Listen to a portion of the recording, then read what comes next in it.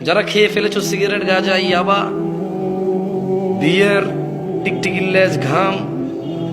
আরে হাসতেছেন কেন ভাই? মদের মতোই কিছু লোকে ঘাম। আমি একবার চট্টগ্রামে যে ধোকায় পড়ছি ভাই, জীবনে বলবো না। তখন আমি বাংলাদেশে মাত্র এসে বিয়ে করছি, তো শ্বশুররা থাকতো চট্টগ্রাম। এখন আমি ট্রেনে যাইতাম, নাঙ্গলকোট স্টেশনে ট্রেনে উঠলে চিটাগং পাহাড়তলি অথবা রিয়াজউদ্দিন বাজারের আগে কোথাও নেমে যেতাম।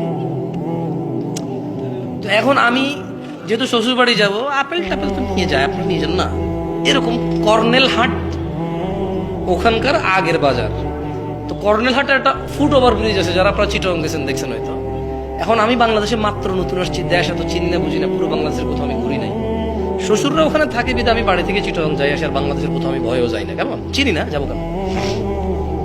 এখন দিনের 12টা 1টা বাজে, একটা ছেলে প্রচুর নোংরা জামা কাপড়, 2015 সালের কথা। কোন সালের কথা? ওর প্রচুর নোংরা জামা কাপড়। ছেলেটার বয়সে সর্বোচ্চ এতটুকু হবে, 9, 10 বা 12 হবে, আল্লাহু আ'লাম, বা আন্ডার 10 হতে পারে, আমার আইডিয়া নেই, বাট এতটুকু হবে এটার মতো। হ্যাঁ, ওই ফুট ওভার ব্রিজে সে নোংরা কাপড় নিয়ে, পরিস্থিতির ভিতরে ঘাম এটা এভাবে দিয়ে সে কাতর, তাকাতে পারতেছে না, মানে সে ক্লান্ত, পরিশ্রান্ত, অত্যন্ত দুঃখী জীবনযাপন করতেছে। এখন আমি তো ফল ফ্রুট কেনার টাকা আছে আমার যাবে, তখন আব্বা দিতে আর কি, শ্বশুর বাড়িতে গেলে খালি হাতে যাইস না, সরব। তার আমার কাছে বাজেটের টাকা আছে, লিমিটেড টাকা। এখন আমি ভাই এরকম তো সিচুয়েশন আগে দেখি নাই। আমি ওই পোলারে দেখে আমি ওর সাথে বসে গেছি। আমি, এই ছোট ভাই তোর কি হয়েছে? ও কথা বলতে পারতেছে না। বিশ্বাস করেন আমার এত মনটা খারাপ হয়েছে, আরে আল্লাহ কোন গরিব দেশে আসছে, একটা ছেলে অভাবে ঘাম খাচ্ছে। আমি চিন্তা করছি কি,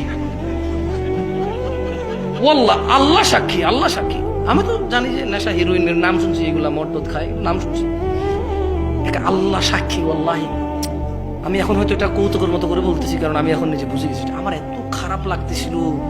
পর আমি চিন্তা করলাম শ্বশুর বাড়িতে ফল নিবো নাকি, এই ছেলেটা এত কষ্টে আছে, ঘাম খাচ্ছে, একে দান করে দেবো।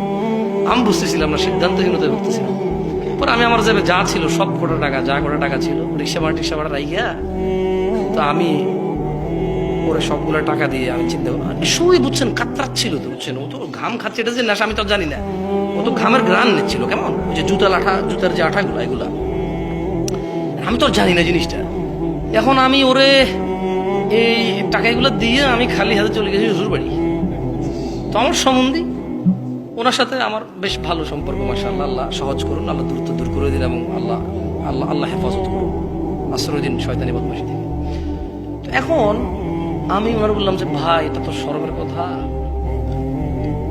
আমি তো খালি হাতে আসছি, আসলে ঘটনা হয়েছে আমি চিন্তা করছি শ্বশুর বাড়িতে ফল ফ্রুট নেওয়ার চাইতে মানুষের সাহায্য করা বেশি ভালো হবে। একটা ছেলে ওভাবে ঘাম খাচ্ছিল, ঘাম। উনি আমাকে বললো যে ঘটনাটা খুলে বলো তো। আমি ওনাকে ঘটনাটা খুলে বললাম। খুলে বলার পরে উনি হাসি বলে যে আস্তাগফিরুল্লাহ।